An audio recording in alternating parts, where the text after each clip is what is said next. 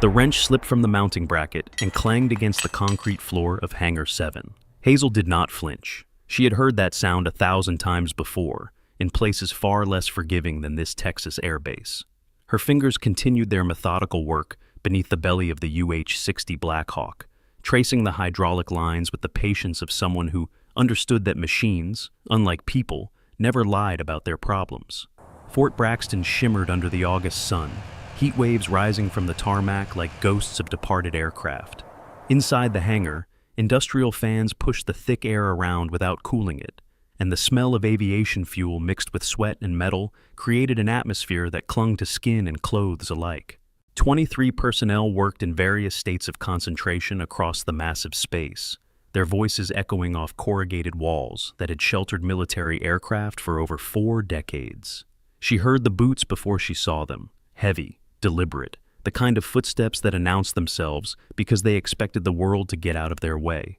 The kick came without warning, a steel-toed boot connected with her ankle, not hard enough to injure, but hard enough to send a message. Hazel slid out from beneath the helicopter on the wheeled creeper, oil smeared across her cheek, her hair escaping from a ponytail that had given up pretending to be neat somewhere around 0600 hours that morning. Derek Lawson stood over her, arms crossed, his technician supervisor badge catching the fluorescent light. 15 years of service had carved permanent lines of authority into his face, and he wielded that experience like a weapon against anyone who threatened his territory. "Hey, sewer rat, out, now." Hazel blinked up at him, saying nothing. Her coveralls hung loose on her small frame, stained with the evidence of a morning spent doing work no one had asked her to do. "VIP delegation lands in 4 hours. Derek jerked his thumb toward the hangar's far corner. "You think I'm letting some grease monkey embarrass this unit? Get your tools and disappear." Around them, conversations faltered. Wrenches stopped turning. At least 15 faces turned toward the confrontation, though none moved to intervene.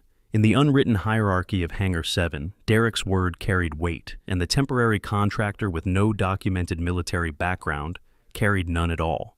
Hazel rose to her feet slowly. At 5'4", she barely reached Derek's shoulder. Her hands, small and scarred in ways that did not match her official personnel file, hung loosely at her sides. "I was checking the hydraulic pressure variance on Bird 3. Her voice came out quiet, unremarkable. The reading seemed off. "Did I ask you to check anything?" Derek stepped closer, using his height to crowd her space. "Your job is to hand tools to people who actually know how to use them. Your job is to stay out of sight when important people show up. Your job is to be invisible." He enunciated each word like he was explaining gravity to a child. "Can you handle being invisible? Or is that too complicated for you?" From across the hangar, Amber Pierce approached with the careful precision of someone who had practiced walking in heels on metal grating. The public affairs officer's uniform looked freshly pressed despite the heat, not a single blonde hair out of place. She surveyed Hazel the way one might examine a stain on expensive furniture. "Derek's right." Amber's smile did not reach her eyes. "Colonel James's unit doesn't need to see this." She gestured vaguely at Hazel's entire existence. "Put her somewhere. Storage room, supply closet. I don't care where, as long as she's not visible when the cameras start rolling." Hazel bent to pick up her tool bag. The motion caused her sleeve to ride up slightly, revealing the edge of a scar that traced from her wrist and disappeared beneath worn fabric. Neither Derek nor Amber noticed. They had already dismissed her, turning their attention to matters they considered worthy of their time. But across the hangar, near the parts requisition desk, Master Sergeant Francis Williams noticed everything. At 62, with 40 years of service behind him and a face that had seen 3 wars worth of things he would never discuss, Francis had learned that the most dangerous people in any room were usually the ones nobody was watching. He watched Hazel move toward the corner, her gait unremarkable to untrained eyes. But Francis had trained eyes. He had survived Grenada, Desert Storm, and 2 tours in places that did not exist on official maps. And something about the way this woman moved, the way she positioned herself with her back to solid walls, the way her eyes tracked every entrance and exit without appearing to look at anything at all, triggered instincts he had not needed in 20 years. "That girl," he muttered to himself, wiping grease from a turbine blade. "That girl ain't what she's pretending to be." Hazel found a spot near the maintenance supply shelves, far from the main work areas. She sat on an overturned crate and pulled a battered notebook from her bag, appearing to study something mundane. But her attention remained fixed on the hangar's central workspace, cataloging faces, noting hierarchies, filing away details that might matter later. She had been at Fort Braxton for 19 days. 19 days of deliberate invisibility, 19 days of absorbing insults with the patience of someone playing a game whose rules only she understood. The notebook in her hands contained no technical specifications. Its pages held names, dates, and a single photograph, creased from being folded too many times. In the photograph, two women in flight suits stood before a Black Hawk helicopter, arms around each other's shoulders, grinning at the camera with the invincibility of youth. One of them was Hazel, 3 years younger. The other was a woman who officially no longer existed. Hazel closed the notebook as footsteps approached. Mason Webb, the unit's avionics specialist, stopped in front of her with the swagger of someone who believed technical expertise entitled him to treat others as intellectual inferiors. His reputation for solving impossible electrical problems was matched only by his reputation for making everyone around him feel stupid for not solving them first. "Hey, temp girl," he snapped his fingers twice, the gesture more suited to summoning a dog than addressing a human being. "Need someone to hold a flashlight while I work on Bird 2's navigation array. Think you can manage that without screwing it up?" Hazel stood without comment and followed him across the hangar. The navigation array access panel required Mason to contort himself into an uncomfortable position inside the helicopter's cockpit. Hazel positioned herself nearby, flashlight steady, watching his hands work, with the detached interest of someone grading an examination she had already passed. "See this?" Mason pointed to a circuit board dense with components. TAN 115 multi-mode receiver. Most complicated piece of equipment on this bird. Probably looks like Christmas lights to you. Hazel said nothing. The integration protocols alone take 6 months to master. Mason continued, enjoying the sound of his own expertise. Every frequency band, every encryption handshake, every failover sequence. You couldn't even pronounce half the terminology. He reached for a connector, then paused, frowning at a diagnostic readout. Numbers flickered across the screen in patterns that clearly did not match his expectations. "That's weird." Mason leaned closer. "The signal processing module is throwing phantom errors. Never seen this before." Hazel tilted the flashlight slightly, illuminating a small section of wiring that ran behind the main circuit board. Her movement appeared accidental, but the beam landed precisely on a connection point where two wires crossed at an angle that should not have existed. Mason did not notice the guidance. He was too busy pressing buttons and muttering about software glitches. Probably need to run a full diagnostic reset. He reached for his tablet. "That'll take at least 2 hours. Colonel James is going to love hearing his birds aren't ready." Hazel shifted her weight, and the flashlight beam moved again, this time catching the same wire junction from a different angle. The crossed wires gleamed distinctly now, their incorrect routing obvious to anyone who bothered to look. Mason still did not see it. His attention remained fixed on his tablet, scrolling through diagnostic menus with increasing frustration. "This is nonsense," he muttered. "The system passed its last certification 6 weeks ago. There's no reason for these errors." 3 feet away, Chief Warrant Officer Ivy Chen observed the scene from behind a clipboard she was pretending to study. Ivy had spent 12 years as a helicopter maintenance officer, and she knew navigation systems well enough to write textbooks about them. She had also noticed something Derek and Amber had missed, something that made her postpone her lunch break to keep watching the temporary contractor who was supposed to be invisible. The way Hazel held that flashlight was wrong. Not wrong as in incompetent, wrong as in too precise. The beam found exactly what it needed to find, moved exactly when it needed to move, illuminated exactly the information required. That was not how civilians held flashlights. That was not how temporary contractors who were supposed to know nothing about avionics systems held flashlights. That was how instructors held flashlights when they were testing students. Ivy made a note on her clipboard and continued watching. The afternoon sun climbed higher and the hangar temperature rose with it. Fans whirred ineffectively against heat that seemed to have physical weight, pressing down on everyone inside like a giant hand demanding they work faster while giving them less energy to do so. Hazel had retreated to her corner after Mason dismissed her with a wave and a grunt that might have been thank you in some alternate universe where manners existed. She sat on her overturned crate, apparently doing nothing, actually cataloging everything.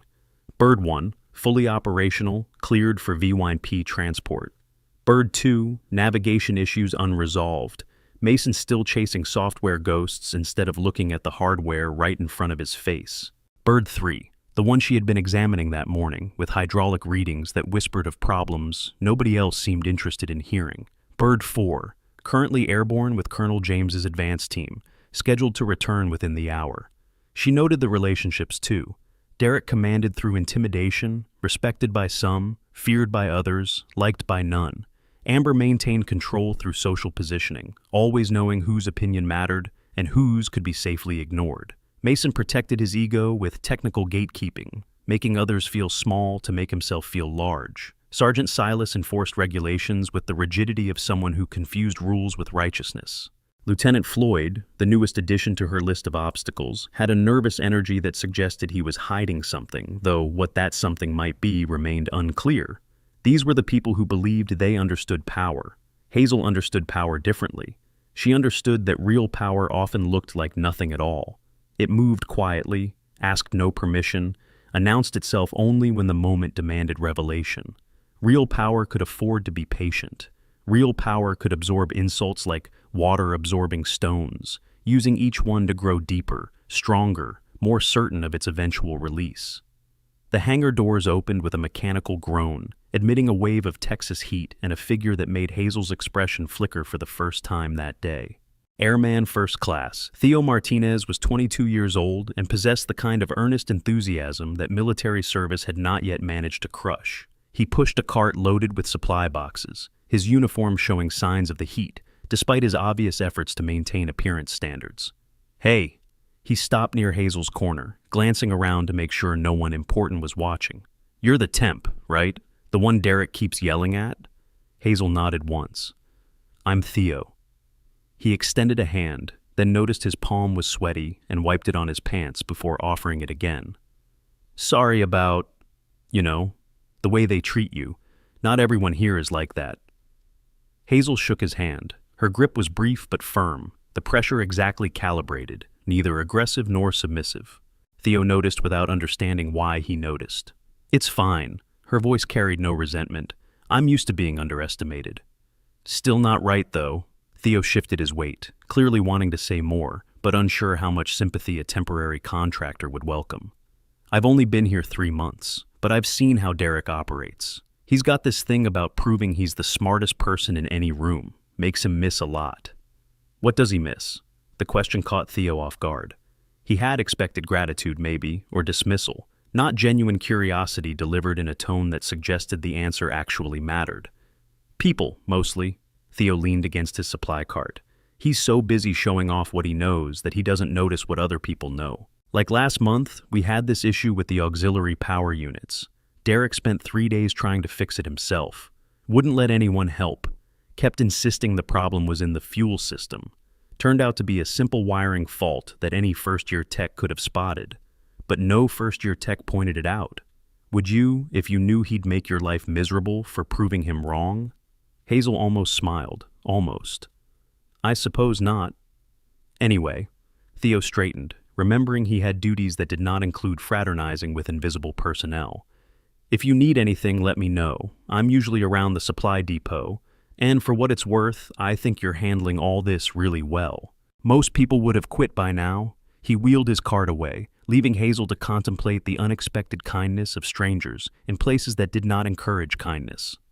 The moment dissolved when Sergeant Silas appeared, his presence preceded by a bark that might have been a laugh if it contained any actual humor. "Well, well, the temp found a friend." Silas stopped with his hands on his hips, the classic posture of a man who expected the world to arrange itself according to his preferences. "Martinez, you've got 30 seconds to explain why you're chatting up civilian contractors instead of restocking the ready room." Theo snapped to attention. "Just delivering supplies, Sergeant. Looks like you were delivering more than supplies." Silas turned his attention to Hazel, his eyes performing the kind of dismissive assessment that some men considered observation. "You, what's your name again? Helen? Hannah? Hazel. Right, Hazel." He pronounced it like an accusation. "I've been watching you, Hazel. Noticed you seem real interested in things that aren't your business. Wandering around, looking at equipment, asking questions you shouldn't be asking. I haven't asked any questions. Don't get smart with me." Silas stepped closer, using height and position to establish dominance.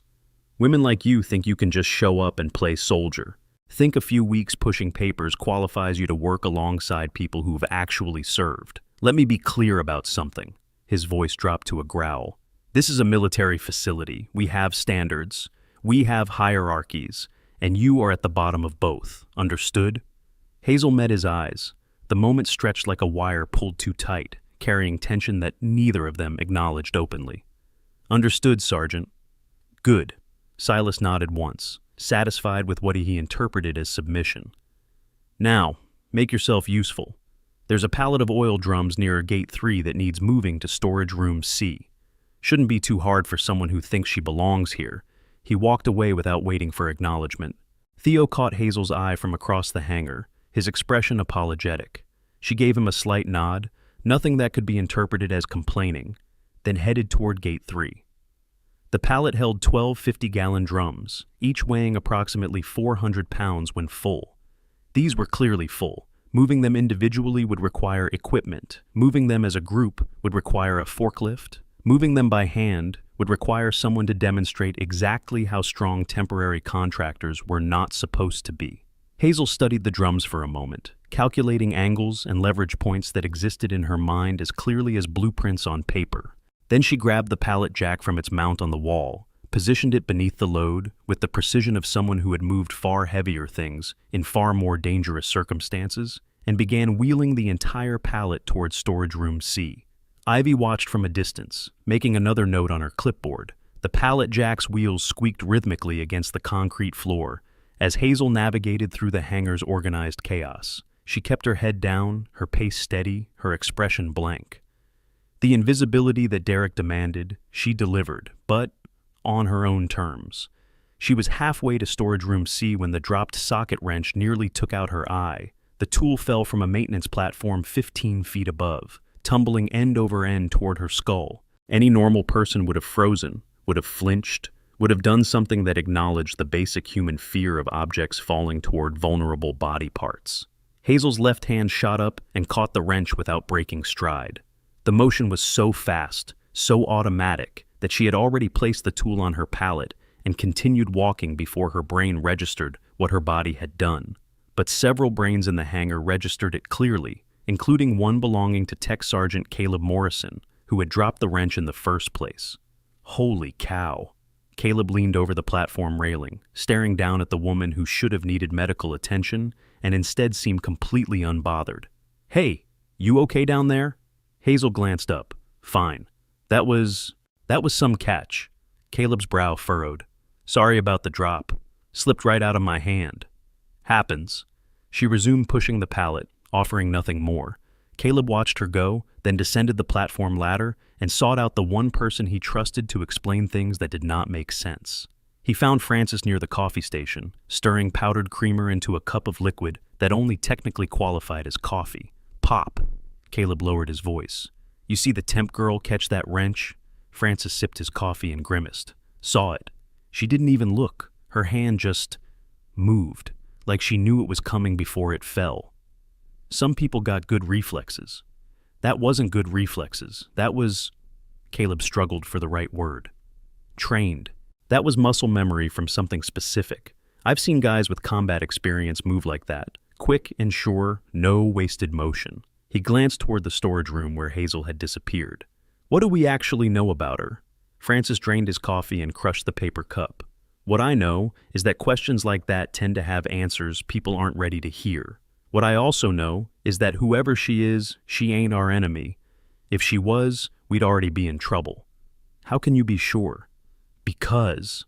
Francis dropped his cup in the recycling bin. Enemies don't spend 3 weeks pretending to be incompetent. Enemies strike fast. Whatever game she's playing, it's not aimed at us. He walked away before Caleb could ask the obvious follow-up question, the one that had been forming in Caleb's mind and now hung in the air unanswered. If the game was not aimed at them, then who was it aimed at? The afternoon wore on, and the hangar's tension ratcheted higher with each passing hour. Colonel James's unit was now expected in less than 2 hours, and the problems that should have been solved kept multiplying instead. Mason's navigation issues had spread to a second aircraft. Lieutenant Floyd had somehow misplaced 3 pages of maintenance documentation, causing a cascade of paperwork chaos that threatened to delay certification. Sergeant Silas stalked the hangar like an angry bear, snapping at anyone who crossed his path. Derek oscillated between micromanaging his team and berating them for needing management. Only Amber maintained her composure, though her calm came from confidence that someone else would solve every problem before it affected her carefully planned VIP reception. Hazel observed it all from her corner, forgotten by most, noticed by few.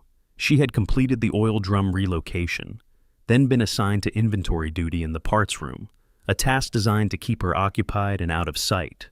The parts room suited her purposes well. Its shelves held a systematic history of every aircraft the unit had serviced, and its filing cabinets contained documentation that most temporary contractors would never think to examine. She was not most temporary contractors. Her fingers moved through folders with practiced efficiency, scanning headers, checking dates, building a picture from fragments that individually meant nothing but collectively pointed towards something specific. A requisition form from 3 years ago, a maintenance log from the same period, a personnel transfer request that had been approved with unusual speed. The pieces were here. She just needed more time to assemble them. The parts room door opened without warning, admitting a shaft of light and the silhouette of someone who had not expected to find the room occupied. Lieutenant Floyd stopped short, his eyes adjusting to the dim interior. "What are you doing in here?" Hazel held up a clipboard. "Inventory count. Sergeant Silas assigned me." In the classified section, she glanced at the shelf beside her, which did indeed bear a small red tag indicating restricted access. The glance was perfectly innocent, the slight widening of her eyes exactly what someone would expect from a contractor who had wandered somewhere she should not be. "I'm sorry. I didn't notice the marking." She stepped away from the shelf. "The light isn't very good back here." Floyd's jaw tightened. He moved into the room, his body blocking the only exit, his expression shifting through calculations he did not realize were visible on his face. "Give me the clipboard." Hazel handed it over. Floyd examined the inventory list, found nothing incriminating, because there was nothing incriminating to find, and handed it back with a grunt. "Stay in the main area from now on. Restricted sections require authorization you don't have." "Of course, Lieutenant." He held her gaze for a moment, searching for something, finding nothing that confirmed his suspicions. Then he left, pulling the door closed with more force than necessary. Hazel waited 30 seconds before allowing her expression to change. Floyd was nervous. Floyd was watching her specifically, not with the general contempt that Derek showed, but with the targeted attention of someone who feared discovery. That nervousness told her more than any classified document could have. She had found her first real thread. Now she needed to pull it without alerting anyone to what she was unraveling. The final hour before the VIP arrival transformed the hangar into controlled chaos. Every surface gleamed. Every tool hung in its designated spot. Every person scrambled to ensure their piece of the operation met the impossible standards that visits from special operations units demanded. Hazel had been assigned to hold a polishing cloth, officially tasked with ensuring the main hangar floor remained free of scuff marks. In practice, this meant she stood near the center of the action, invisible in plain sight, watching everything while appearing to contribute nothing. Bird 2's navigation problems remained unsolved. Mason had given up on software fixes and was now arguing with Derek about whether to simply declare the aircraft non-operational until a full diagnostic could be completed after the VIP visit. Their debate grew loud enough to attract unwanted attention. "This is unacceptable." Colonel Bradley, Fort Braxton's base commander, had arrived to inspect preparations and found them lacking. His uniform bore the insignia of someone who had achieved rank through political navigation rather than combat excellence, and his concern focused less on mission readiness than on how the base would appear to visitors with influence. "Colonel James expects 4 fully operational aircraft. You're telling me we can only deliver 3? The navigation system is throwing errors we can't explain, sir." Derek's voice carried the strain of someone defending a position he knew was indefensible. "It's not a simple fix." "Then make it a simple fix. Figure it out. You have 45 minutes.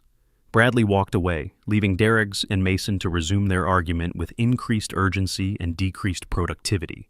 Hazel continued polishing a floor that did not need polishing, her attention split between the navigation debate and the corners of the hangar where Francis had positioned himself with a clear sight line to both exit and entry points. The old master sergeant caught her eye and gave a nearly imperceptible nod. He knew. Somehow, he knew. Not everything, but enough to recognize a fellow professional operating in hostile territory. The question was whether his knowledge made him an ally or a complication. A commotion near Bird 3 interrupted her analysis. Specialist Fern, a young mechanic who had been running final checks on the helicopter's external components, stepped back from the aircraft with an expression of confusion. "This isn't right." She held a hydraulic line coupling in her hands, examining it with growing concern. "This fitting was installed backward. The fluid can't flow properly." Derek appeared instantly, snatching the coupling from her hands. "Let me see that." He examined the part, his face cycling through denial, anger, and the particular shade of red that accompanied public embarrassment. "Who worked on this bird this morning? Who touched this system?" Silence answered him. Then someone pointed toward the corner where Hazel stood with her polishing cloth. "The temp was under there this morning, before you kicked her out." Derek's head swung toward Hazel like a weapon acquiring a target. "You, come here, now." She approached with the measured pace of someone who had nothing to fear and nothing to prove. The gathered crowd parted to let her through, their faces displaying various combinations of curiosity and anticipation. "Did you touch the hydraulic system?" Derek held up the coupling like evidence in a trial. "Did you remove this fitting?" Hazel looked at the part, then at Derek, then at the part again. "I noticed a pressure variance this morning. I was attempting to identify the source when you told me to leave. So you admit you touched it." "I admit I was inspecting it. The fitting was already installed incorrectly when I found it. I was about to report the issue when you decided my presence was inappropriate." The accusation hung in the air, redirecting blame with surgical precision. Derek's face darkened, but before he could respond, Ivy stepped forward. "I can verify that." The chief warrant officer's voice carried the authority of someone who had been quietly documenting events all through. "I observed the temp examining the hydraulic system this morning. She appeared to be conducting a visual inspection, nothing more. And if you check the maintenance log, you'll find that Bird 3's hydraulic coupling was replaced 2 days ago by a technician who is currently on leave." Derek's jaw worked silently. The coupling in his hand suddenly felt less like evidence and more like a trap. Then why was it installed wrong? That's an excellent question. Ivy retrieved the coupling and examined it herself. One that might be worth investigating after the VIP visit, when we have time to review procedures rather than assign blame to convenient targets. The implicit criticism landed exactly where Ivy had aimed it. Derek's authority, so recently deployed against Hazel, now looked less like leadership and more like scapegoating. "Fine." He thrust the coupling at Mason. "Fix it. 20 minutes. I don't care how." Mason took the part with a grimace and disappeared toward Bird 3, already calculating how many shortcuts he would need to take to meet an impossible deadline. The crowd dispersed. Hazel returned to her corner with her polishing cloth. But something had shifted in the hangar's atmosphere, subtle but unmistakable. A few people glanced her way with expressions that contained less contempt and more curiosity. The invisible woman had just demonstrated that invisibility could be a choice rather than a condition. And several people were now wondering what else she might be choosing to hide. The radio crackled at 14:32 hours, carrying a voice that changed everything. "Fort Braxton Control, this is Nighthawk Actual. 4 birds inbound. ETA, 7 minutes. Requesting clearance for pattern approach to Hangar 7. The message rippled through the facility like electricity through water. Colonel James was arriving early. Derek began shouting orders. Amber smoothed her uniform and activated her professional smile. Sergeant Silas bellowed for everyone to take their positions. Colonel Bradley materialized from wherever base commanders waited when they wanted to appear at dramatic moments. Hazel stepped back, pressing herself against the supply shelves, becoming as small and unnoticeable as possible. Her role in the next few minutes was to not exist, to be the empty space that VIP visitors never noticed and never remembered. But her eyes tracked the incoming aircraft through the hangar's open doors, and her heartbeat quickened with an anticipation she had cultivated for 3 years. The first helicopter appeared on the horizon, a dark shape against the bright Texas sky. Then the second, then the third, then the fourth. 4 Black Hawks in diamond formation, their rotors beating the air with synchronized precision, their markings identifying them as belonging to a unit that did not officially exist. They banked over the airfield in perfect coordination, then began their descent toward the tarmac adjacent to Hangar 7. Colonel James's unit had arrived. The helicopters touched down in sequence, their engines winding down from screams to whispers. Ground crews rushed to position wheel chocks and secure landing gear, their movements practiced and efficient. The lead aircraft's door slid open, and a figure stepped onto the Texas concrete. Colonel James was 54 years old, with silver hair cropped close to his skull and eyes that had seen enough combat to make most war movies look like children's games. His uniform bore minimal decoration, a choice that spoke louder than any ribbon or medal could. Men who needed to advertise their accomplishments had not accomplished enough. Men like James had nothing to prove to anyone. He scanned the hangar with the methodical assessment of someone who instinctively noted exits, threats, and opportunities in every new environment. His gaze passed over Amber's welcoming committee, over Colonel Bradley's eager handshake, over the lined-up aircraft and the nervous technicians who maintained them. His gaze paused, for a fraction of a second, on the small woman standing in the shadows near the supply shelves. Then it moved on, and the pause might have been imagination. "Colonel Bradley?" James's voice carried effortlessly across the tarmac. "Thank you for the welcome. I understand you've been preparing for our arrival." "Of course, sir." Bradley's smile contained too many teeth. "Fort Braxton is honored to support your mission. Whatever you need, we're here to provide." "What I need is your lead engineer." James's tone carried no particular emphasis, but the words landed like stones dropped into still water. "I was told someone qualified would be available for consultation on a technical matter." Bradley's smile flickered. "Our senior technician, Derek Lawson, has over 15 years of—" "Not a senior technician," James interrupted with the casual authority of someone accustomed to being heard.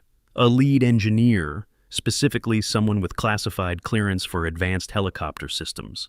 Codename Phantom Wrench." The silence that followed seemed to have physical weight. It pressed down on everyone present, demanding explanation that no one could provide. Derek stepped forward, his expression a mixture of confusion and professional pride. "Sir, I'm not familiar with that codename, but I can assure you, whatever technical expertise you require, the codename exists." James's eyes swept the hangar again. "And so does the person associated with it. I was given very specific information about this facility." Amber's smile had vanished entirely.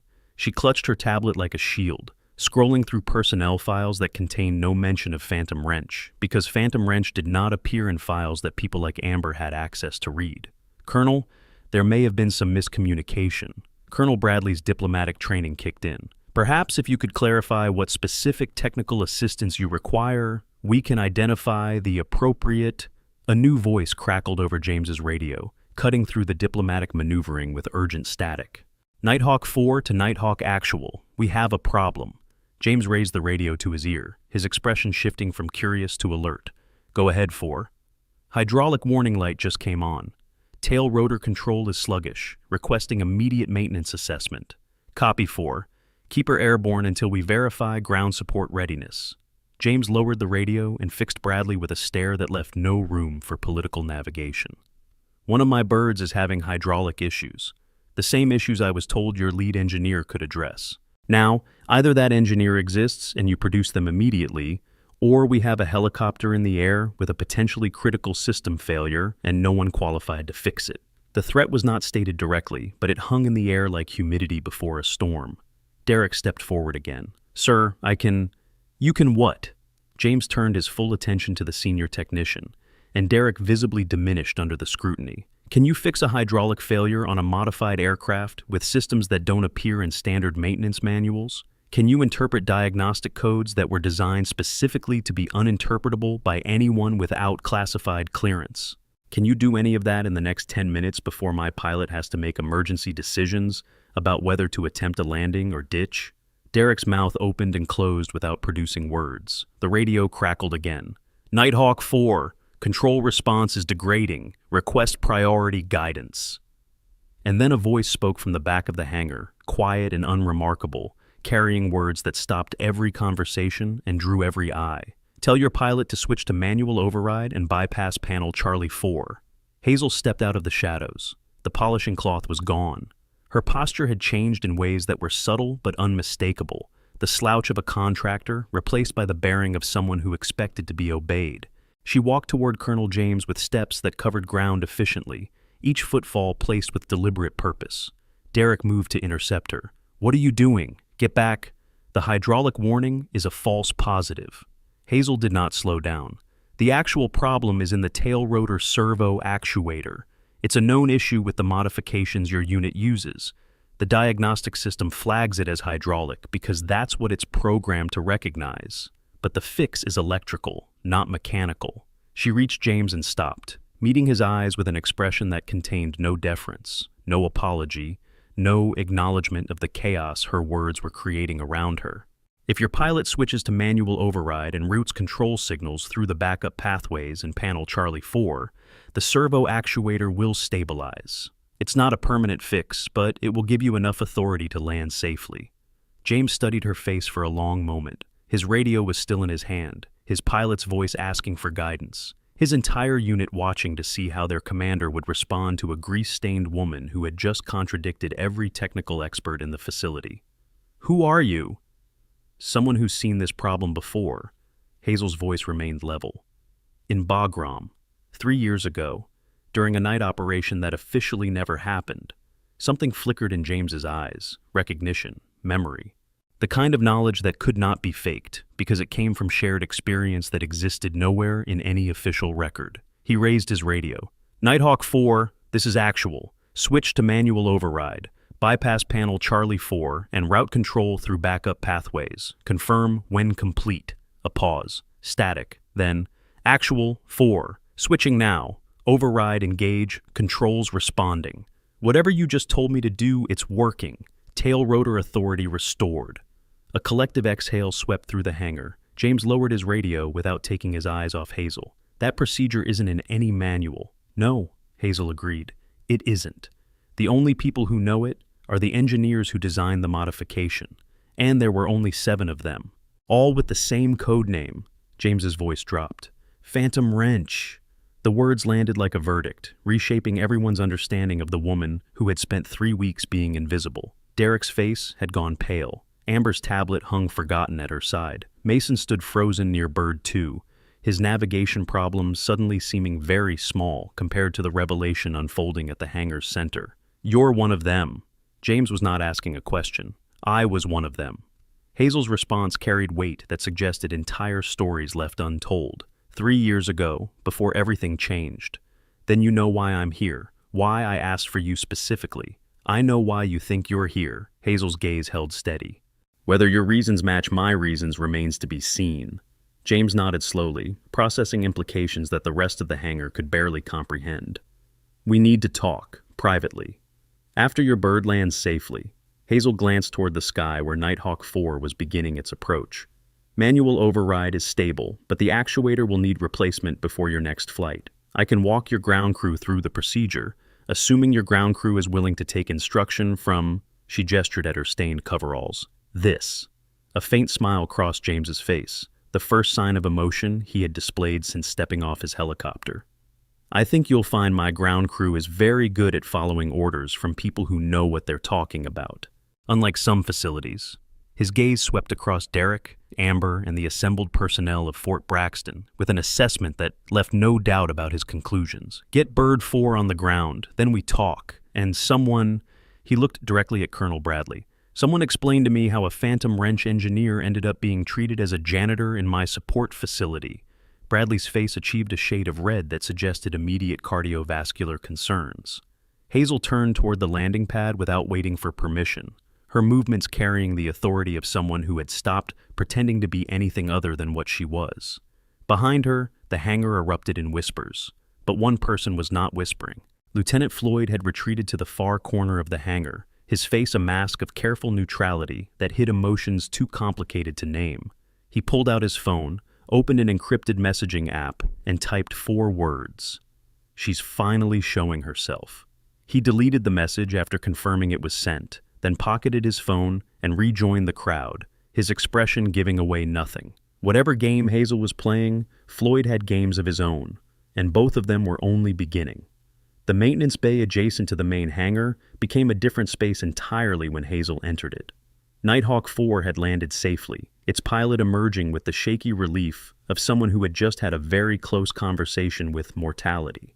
Now the helicopter sat on its maintenance stand, panels open, systems exposed, while Colonel James's ground crew waited for instruction from a woman most of them had never met. Hazel moved through the technical space like she owned it, her hands finding tools before she consciously reached for them, her eyes reading diagnostic displays with the fluency of a native language. The grease on her coveralls no longer looked like incompetence. It looked like evidence of someone who had been doing this work for years, someone who understood that real expertise got dirty. The servo actuator mounts here. She pointed to a component nested deep within the tail assembly. Your standard units use a 45-degree offset for the control linkage. But these modifications, she traced the custom housing with her fingertip, these use a 72-degree offset to accommodate the enhanced response characteristics. Staff Sergeant Reynolds, James's senior maintenance tech, leaned in for a closer look. We were told the modification was plug and play, same maintenance procedures as stock. Whoever told you that was either lying or ignorant. Hazel's voice carried no judgment, only fact. The offset change means the actuator experiences different stress patterns during aggressive maneuvering. Standard maintenance intervals don't account for the accelerated wear. You need to inspect these components at half the recommended cycle, or you'll keep getting false hydraulic warnings until the day the warning isn't false anymore. Reynolds exchanged glances with his team. The implications were clear. Someone had given them incomplete information about their own aircraft, and that incomplete information had almost killed their pilot. Can you show us the inspection procedure? I can do better than that. Hazel reached into the helicopter and began disconnecting components with the practiced efficiency of someone who had performed this exact task hundreds of times. I'll document the full maintenance protocol before you leave. Consider it professional courtesy. She continued working, her hands moving faster than most eyes could track, each action precise and purposeful. The ground crew watched in silence, occasionally handing her tools when she extended her hand without looking. Colonel James observed from the doorway, his expression unreadable. Besides him, Ivy had positioned herself with a clear view of both the maintenance work and the reactions of Fort Braxton's personnel. She's good. Ivy kept her voice low enough that only James could hear. Better than good.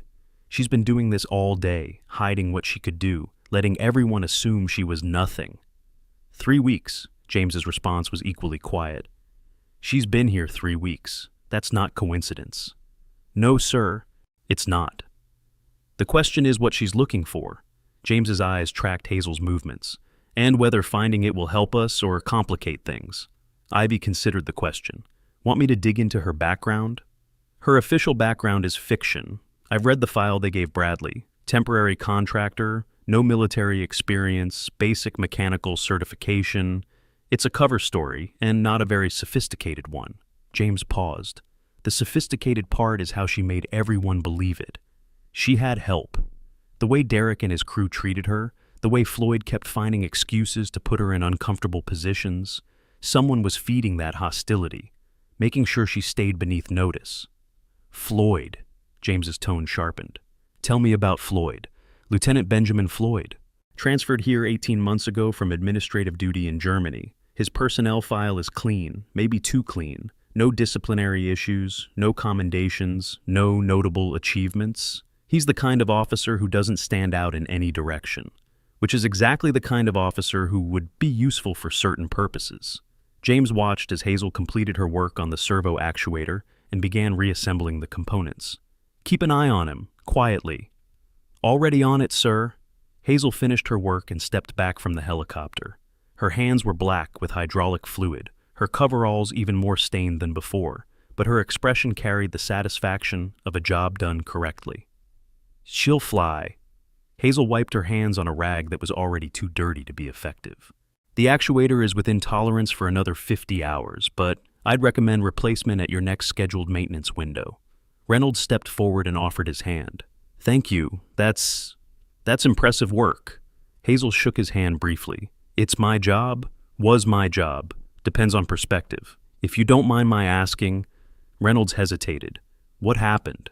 Why would someone with your skills end up working as a temp contractor at a place like this? That's a long story.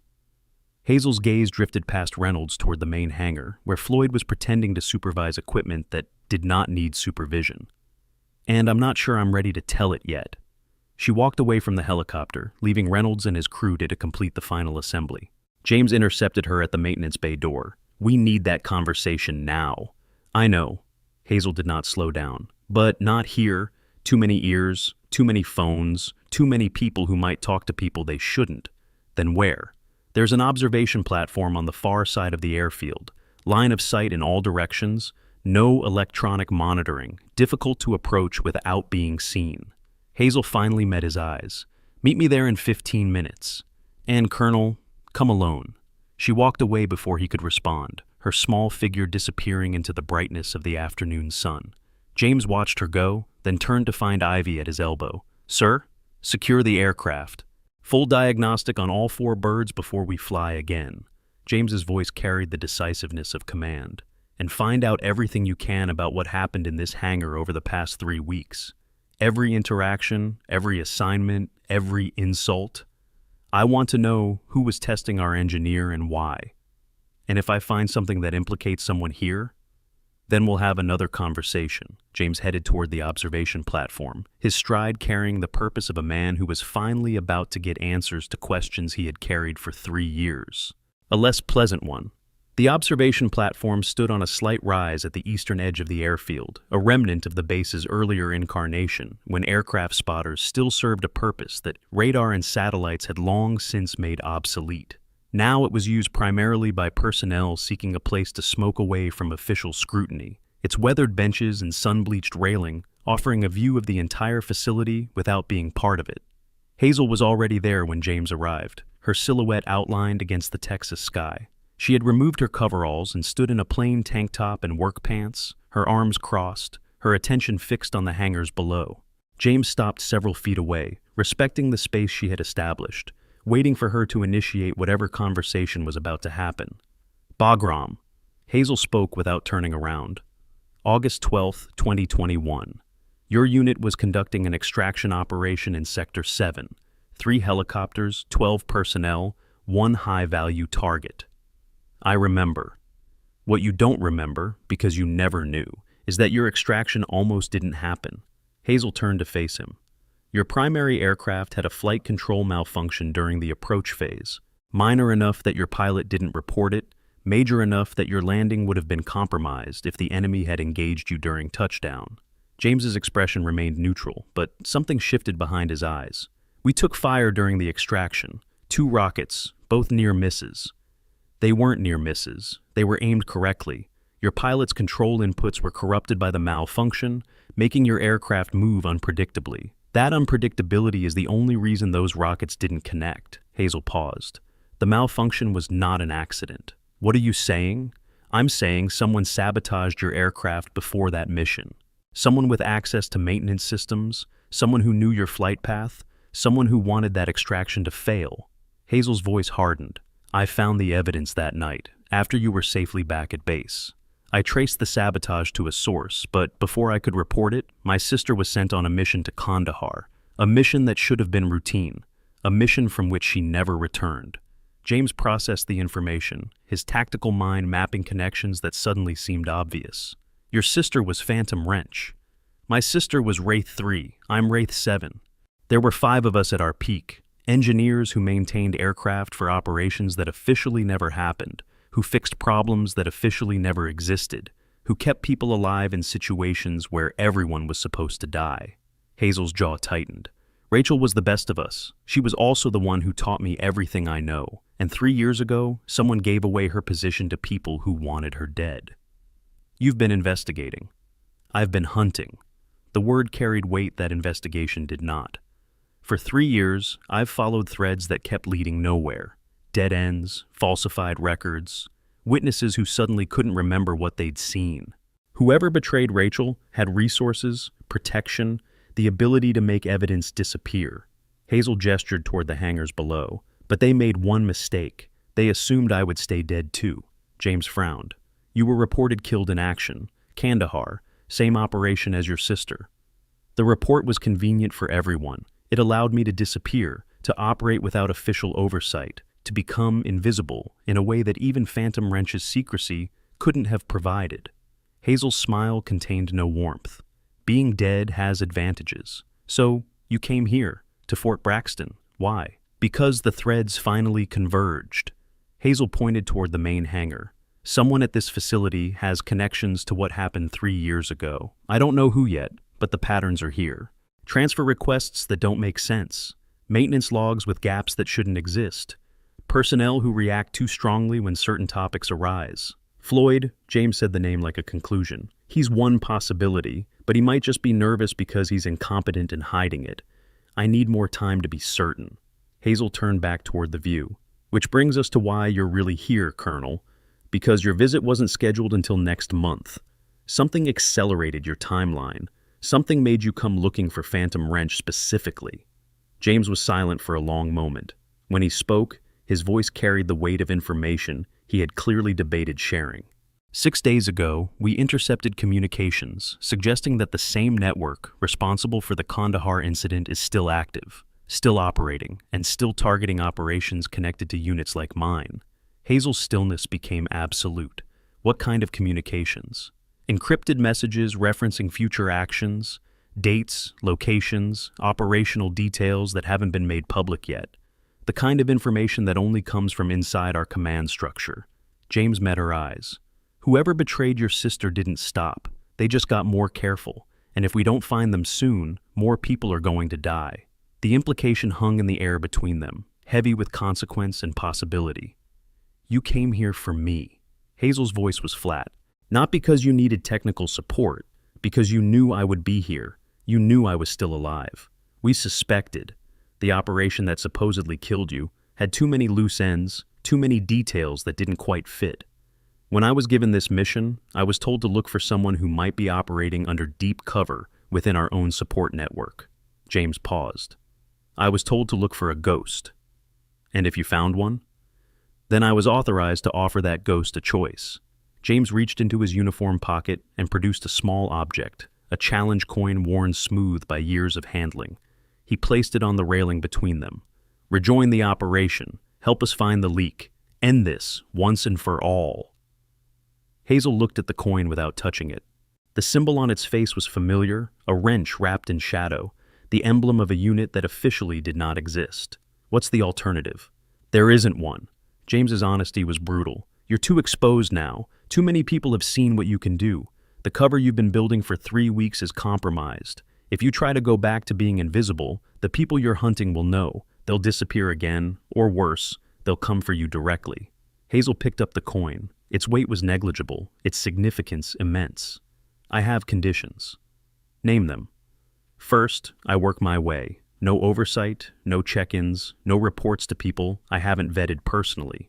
The leak could be anywhere in your chain of command, and I'm not going to expose myself to someone who might be the enemy. Agreed.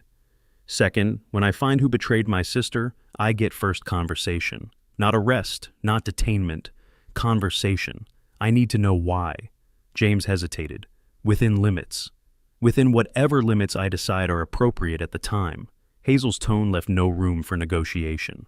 You want my help, you accept that some questions matter more than procedure. A long pause. Then, agreed, conditionally. Third, Hazel closed her hand around the coin. There's something in that hangar I haven't finished finding yet. Something in the restricted files that Floyd didn't want me to see. I need 48 hours before we leave this facility. The communications we intercepted suggested action within the next 72 hours. That gives you minimal margin. Then I'll work fast. Hazel pocketed the coin and turned toward the path leading back to the base. But I'm not leaving Fort Braxton until I know whether the answers I need are here or somewhere else. James watched her go, the same way he had watched her disappear into the sun earlier.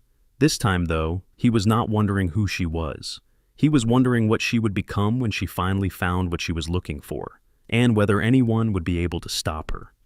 The walk back to Hangar 7 took less than 10 minutes, but Hazel used every second of it to recalibrate her plans. The conversation with Colonel James had changed the equation in ways she was still calculating. Her cover was compromised, yes, but compromise could be leveraged. The people who had been watching her, dismissing her, underestimating her, they would now be forced to reveal themselves through their reactions. Predators became most visible when their prey suddenly stopped running. She entered the hangar through the side door. the one that maintenance personnel used when they wanted to avoid the main workspace. The interior had transformed during her absence. Word of her intervention with Nighthawk 4 had spread through the facility like fire through dry grass, and now every eye that found her carried a different quality than before.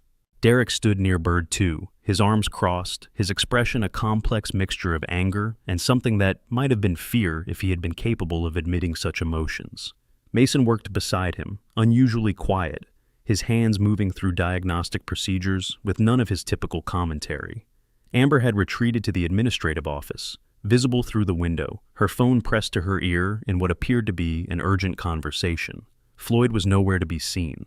That absence concerned Hazel more than any presence could have. She moved toward the parts room, the same restricted area where Floyd had found her earlier. The files she needed were still there, waiting for examination that had been interrupted. If she was going to find her answers within James's 48-hour window, she needed to work faster than caution normally allowed. The parts room door was locked. Hazel examined the lock, a standard military-grade mechanism that would have stopped most unauthorized personnel. She pulled a small tool from her pocket, something that looked like a pen but served an entirely different purpose, and had the door open in 7 seconds. The restricted section was exactly as she had left it, red tags marking shelves that contained information above her official clearance level. But official clearance no longer mattered. She was done pretending to be someone who followed rules designed to keep her ignorant. Her fingers moved through folders with renewed urgency, pulling documents, scanning contents, building the picture that had been fragmenting across 3 years of investigation. Transfer requests, maintenance logs, personnel evaluations, communication records. And then she found it. A single page, misfiled among routine requisition forms, bearing a date that made her hands go still. August 9th, 2021, 3 days before Bagram. 3 days before the operation that almost killed Colonel James's unit.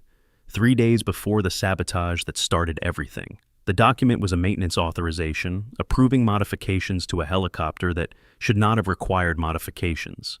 The signature at the bottom was illegible, deliberately so, but the authorization code was not.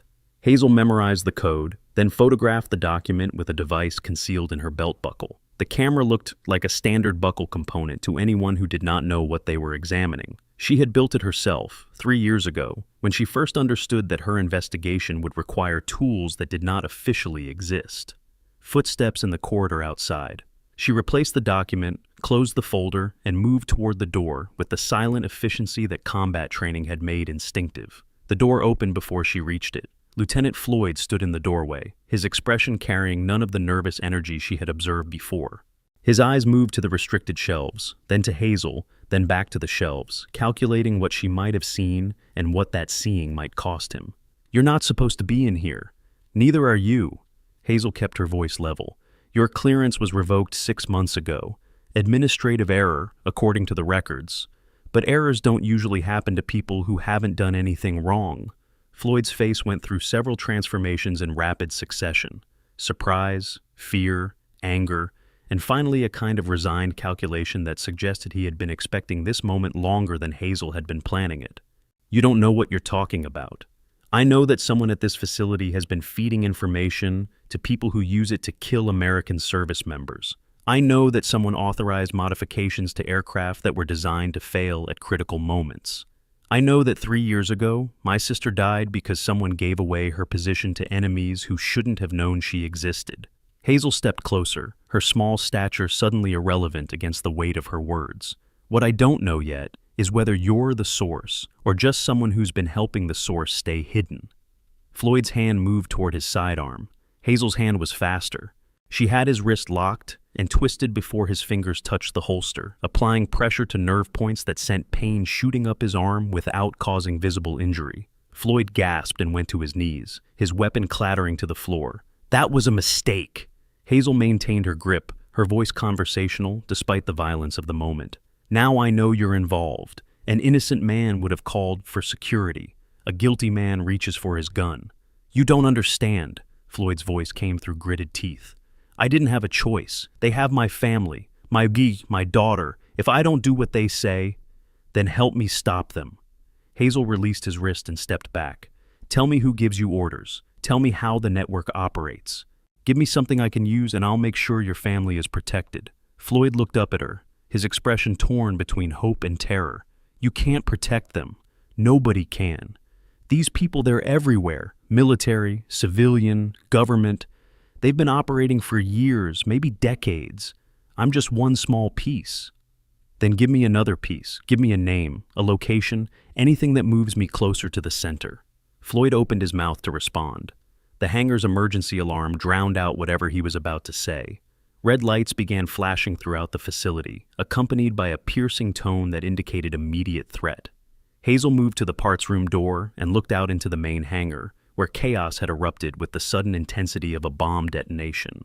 Personnel ran in multiple directions, some toward emergency stations, others toward the aircraft, still others toward exits that promised escape from whatever danger the alarm announced.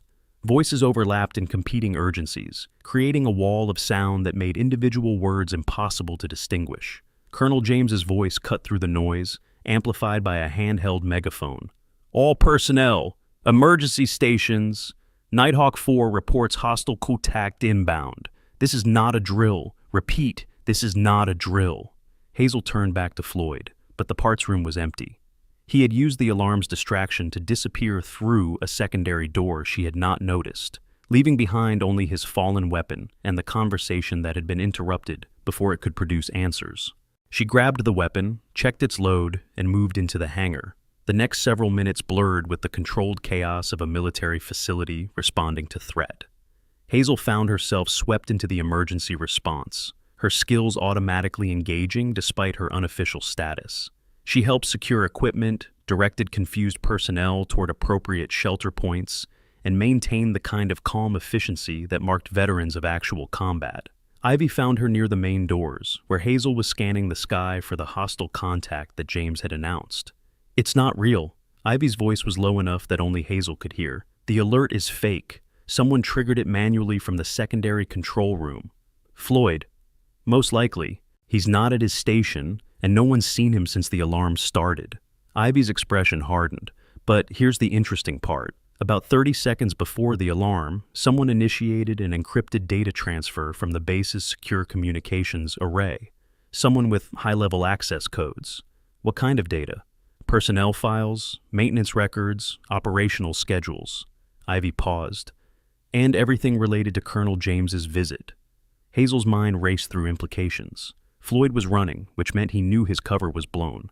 But running was not the same as escaping. He needed to transmit whatever information he had gathered, which meant he needed access to communication equipment, which meant he was still somewhere on the base. "Where's the secondary control room?" "East wing, 3rd floor, but security is already heading there." "Security won't know what they're looking for." Hazel started moving. "I do." She ran. The East wing was an older section of the base, its corridors narrower and less updated than the modern facilities surrounding Hangar 7. Hazel navigated by memory and instinct, taking shortcuts through maintenance passages that most personnel did not know existed. She reached the secondary control room's corridor, just as Floyd emerged from the doorway, a data drive clutched in his hand, his expression carrying the desperate determination of a man who had run out of options. He saw her at the same moment she saw him. For a single heartbeat, neither moved. Then Floyd turned and sprinted toward the emergency exit at the corridor's far end. Hazel pursued. She was faster than him, but he had a head start and the advantage of adrenaline-fueled desperation. The gap between them narrowed with each step, but not fast enough to catch him before he reached the exit door. Floyd slammed through the door and onto an exterior stairwell that led down to the ground level. Hazel followed, her feet hammering metal steps, her breath controlled despite the exertion. He hit the ground running, cutting across an open area between buildings toward the perimeter fence. He was not going to make it. Colonel James appeared from behind a supply building, directly in Floyd's path. The colonel's stance was relaxed, his hands empty, but his positioning left no route for escape. Floyd skidded to a halt, trapped between James ahead and Hazel behind. "Lieutenant," James's voice carried the disappointment of a commander confronting betrayal. "I think we need to have a conversation." Floyd's hand went to his holster before remembering that his weapon was somewhere on the floor of the parts room, his fingers closed on empty air. "You don't understand." The words tumbled out with frantic speed. "I had to do it. They would have killed my family. They showed me photographs, recordings, proof that they could reach anyone I cared about. What was I supposed to do? You were supposed to report the threat. James stepped closer. You were supposed to trust your chain of command. You were supposed to be the officer you swore to be. Trust? Floyd laughed, a broken sound that contained no humor. Trust got Rachel killed. Trust got half of Phantom Wrench eliminated. The people I report to might be the same people who are giving me orders. How am I supposed to know who's safe? The name hit Hazel like a physical blow. You knew my sister. Floyd turned to face her, his expression shifting to something that might have been genuine remorse. Everyone knew Rachel. She was the best engineer in the program, the one they sent when missions absolutely could not fail. And she trusted the wrong person. She shared information with someone she thought was an ally, and that someone fed her location to enemies who were waiting for exactly that opportunity. Who? Hazel's voice was barely controlled. Who did she trust? I don't know names. I only know codes, dead drops, encrypted channels that lead nowhere I can trace. Floyd's shoulders sagged. But I know one thing. The person who betrayed her wasn't some foreign agent or enemy operative. It was someone inside our own command structure. Someone high enough to access classified operation details. Someone who's still there, still operating, still deciding who lives and who dies. Colonel James exchanged glances with Hazel. The implications aligned with the intelligence that had brought him to Fort Braxton in the first place. The data drive. James extended his hand. Give it to me. Floyd hesitated, then placed the drive in James's palm. It's everything I was supposed to transmit. Personnel files, operational schedules, communication logs. They wanted to know who came with you, what your mission parameters were, how long you planned to stay. Who's they? I told you. I don't know. The contacts are anonymous, the communications are encrypted, the payments appear in offshore accounts that can't be traced. Floyd's voice cracked. I'm just a conduit, a tool. They use me and throw me away, just like they used Rachel. Hazel stepped forward until she was close enough to see the fear in Floyd's eyes. My sister wasn't a tool. She was a person. A brilliant engineer, a devoted officer, a woman who believed that service meant something. And someone took all of that away because it was convenient. I know. Floyd could not meet her gaze. I'm sorry. For what it's worth, I'm sorry. It's not worth much. Hazel turned away. But it's something. Security personnel arrived moments later, surrounding Floyd with the efficient precision of a procedure they had practiced but hoped never to execute. He went quietly, offering no resistance, his brief moment of flight having exhausted whatever fight remained in him. James watched the arrest with an expression that revealed nothing of his thoughts. When Floyd was secured in the back of a military police vehicle, the colonel turned to Hazel. That could have gone worse. It could have gone better. Hazel stared at the vehicle as it drove away. He's not the source. He's barely even a symptom. The real infection is still out there, still spreading, still killing people. But now we have a thread to pull. James held up the data drive. Whatever's on this might lead us closer to the center.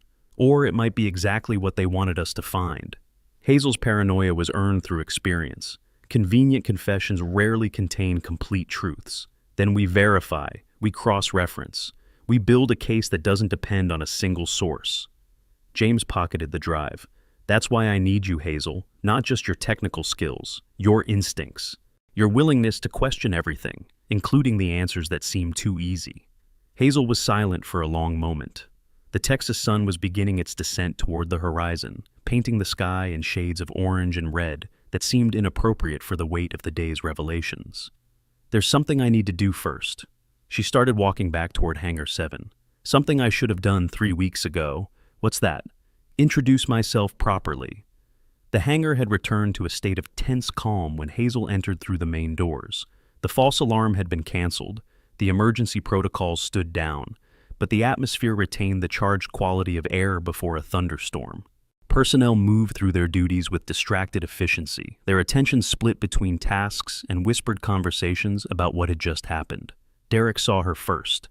His expression cycled through anger, confusion, and something that looked almost like fear before settling into aggressive defensiveness. You. He strode toward her with the confidence of someone who still believed his authority meant something. You're the one who caused all this, the alarm, the security response, the chaos. It all started when you decided to play hero with Colonel James's helicopter.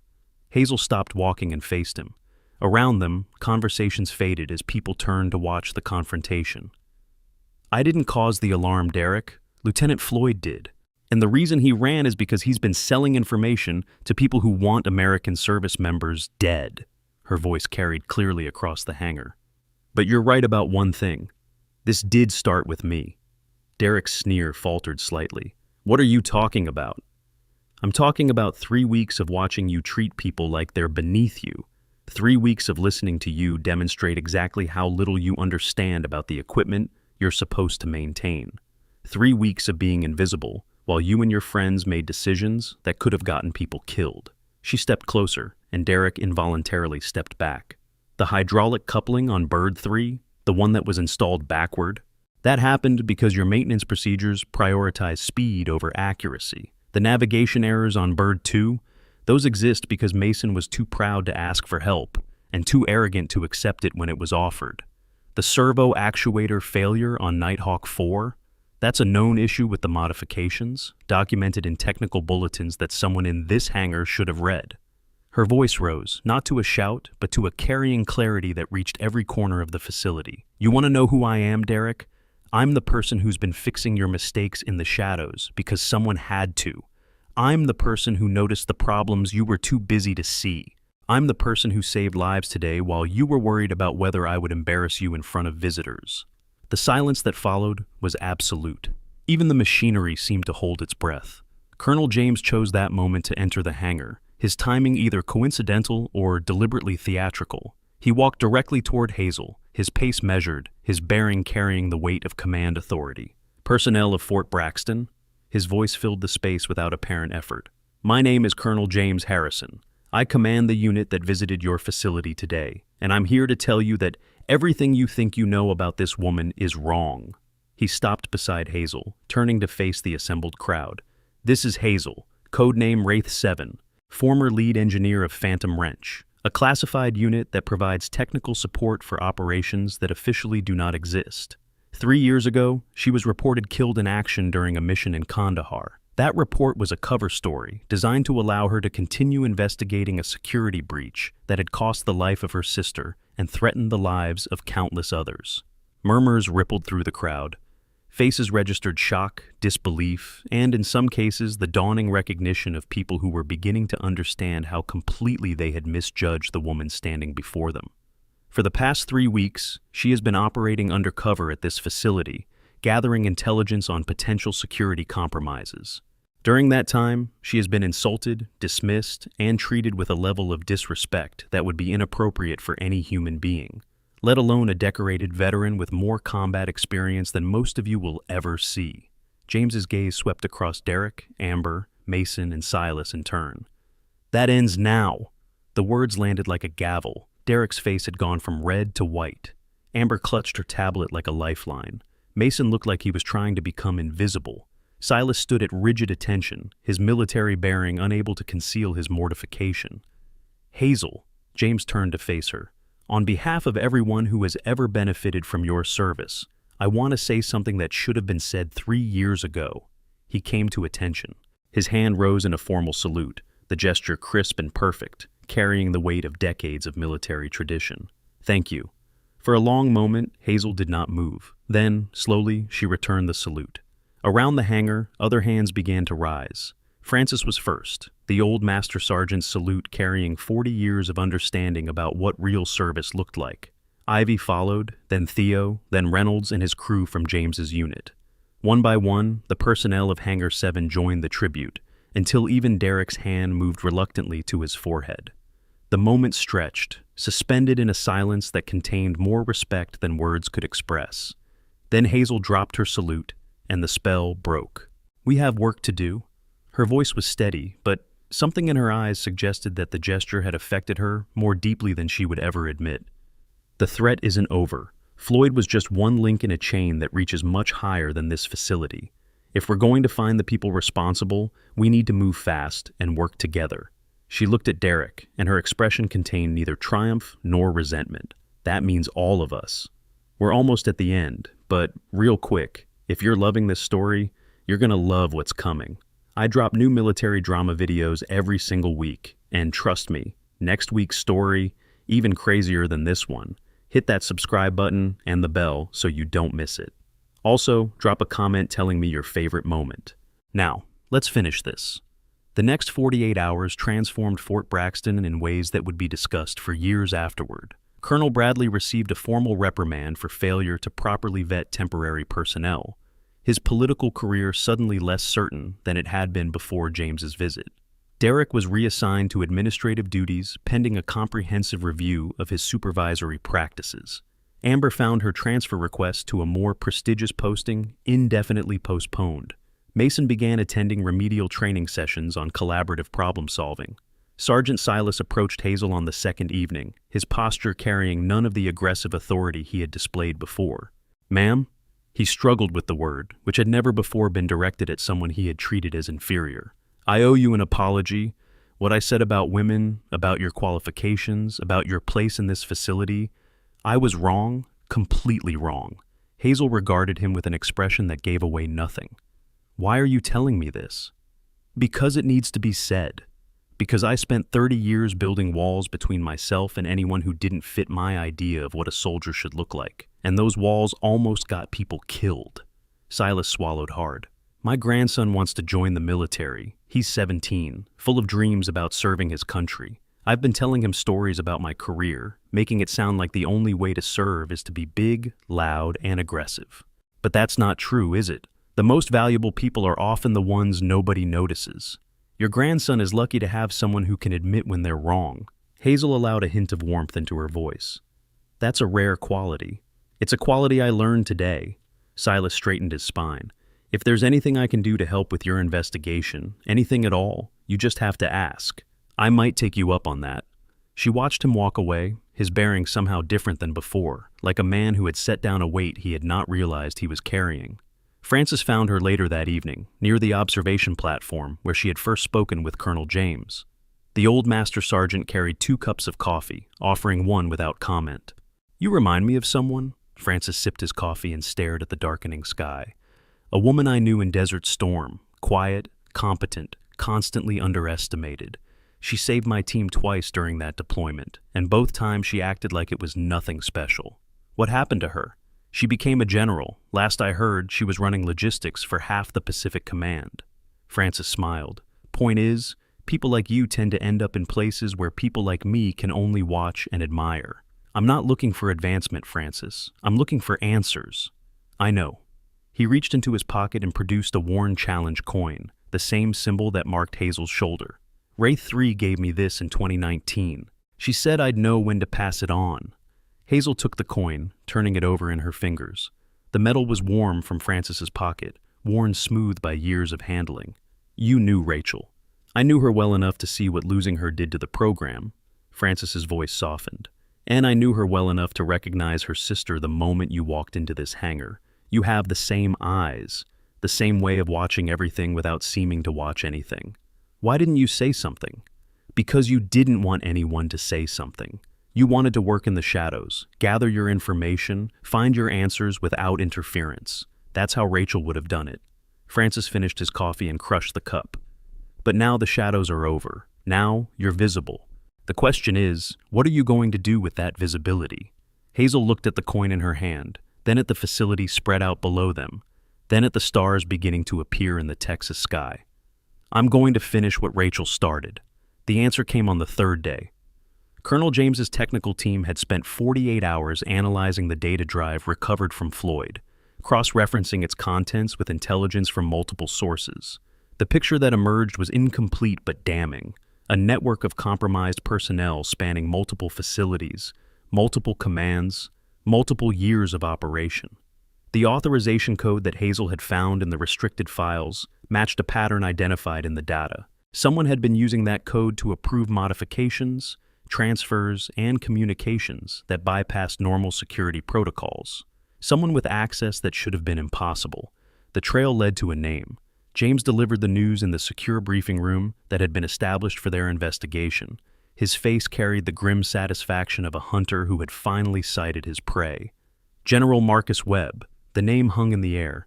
Hazel's mind immediately connected it to another Webb, the arrogant avionics specialist who had spent 3 weeks making her feel small. Mason's father? Uncle, actually. Mason was placed here as a secondary observation point.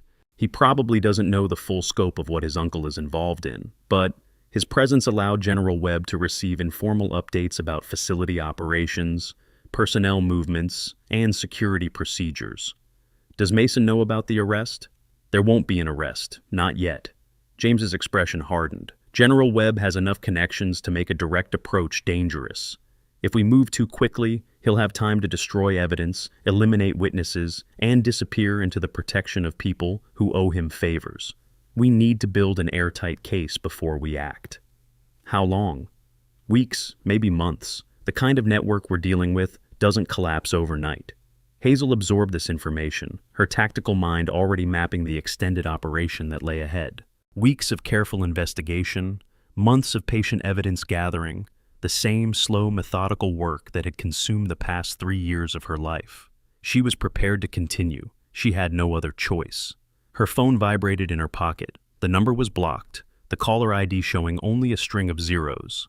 Under normal circumstances, she would have ignored it, but something about the timing, about the context, about the instinct that had kept her alive through situations that should have killed her, made her answer. Wraith 7. The voice was male, distorted by electronic masking. Congratulations on your investigation. You've made excellent progress. Hazel's blood went cold. Who is this? Someone who's been watching you for a very long time. Someone who knows things about Kandahar that even Colonel James hasn't discovered yet. What things? A pause. Static crackled through the connection. Your sister is alive. The words detonated in Hazel's mind like a bomb with a delayed fuse. For a moment, she could not breathe, could not think, could not process the impossible statement that had just been delivered. That's not possible.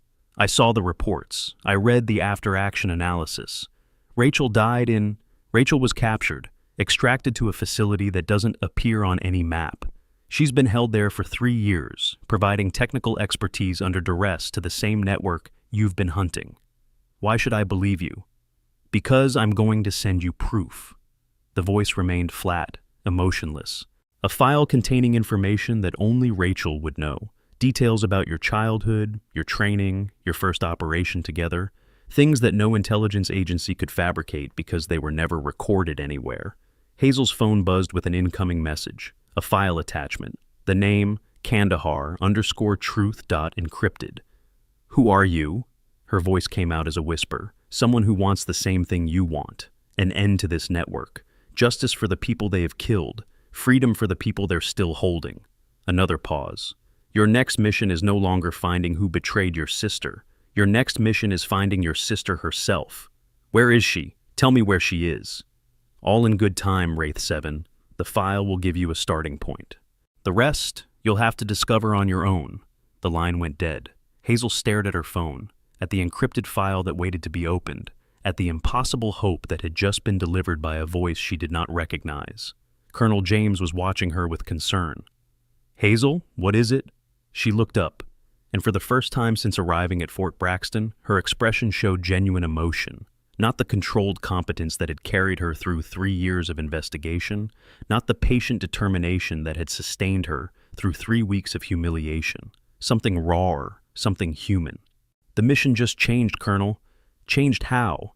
Hazel pocketed her phone, her mind already racing through new calculations, new possibilities, new dangers that dwarfed everything they had faced so far. We're not just looking for a traitor anymore. She moved toward the door, toward the helicopter that would carry her to whatever came next, toward a future that had suddenly become more uncertain and more hopeful than she had ever imagined possible. Colonel James followed, his questions hanging in the air behind her. Then what are we looking for? Hazel paused at the threshold, silhouetted against the Texas sunset, her small frame carrying the weight of revelations that would reshape everything. We're looking for a ghost. Her voice carried across the room with quiet intensity. We're looking for someone who was supposed to be dead. She stepped through the door and into the fading light. Behind her, the personnel of Fort Braxton watched her go, their understanding of the world permanently altered by the woman they had dismissed as a scruffy mechanic. And somewhere, in a facility that did not exist on any map, a woman named Rachel waited for a rescue she did not know was coming. The hunt was only beginning. Every day we walk past people whose stories we will never know, the quiet coworker who never speaks up in meetings, the janitor who cleans our offices after hours, the woman in worn clothes who sits alone at the corner table. We see their surfaces and assume we understand their depths. Hazel spent 3 weeks being invisible. 3 weeks of insults, dismissals, and casual cruelty from people who measured her worth by her appearance. They saw grease-stained coveralls and assumed incompetence. They saw silence and assumed weakness. They saw a small woman and assumed she had nothing valuable to offer. They were catastrophically wrong. The truth is, real strength rarely announces itself. Real expertise does not need to prove anything to anyone. The most dangerous people in any room are often the ones nobody notices. And the most valuable contributions often come from those we have decided do not matter. This story is not just about a hidden military hero. It is about the assumptions we make every single day. The colleague we dismiss, the stranger we ignore, the person we decide is beneath our attention. What if we are wrong? What if the person we just insulted is carrying burdens we cannot imagine? What if they possess skills that could save our lives? Here is your challenge. This week, choose one person you have been overlooking. Learn their name. Ask about their story. Listen without judgment. You might discover that ghosts walk among us everywhere, and some of them are waiting for someone to finally see them. Subscribe for more stories that challenge how we see the world.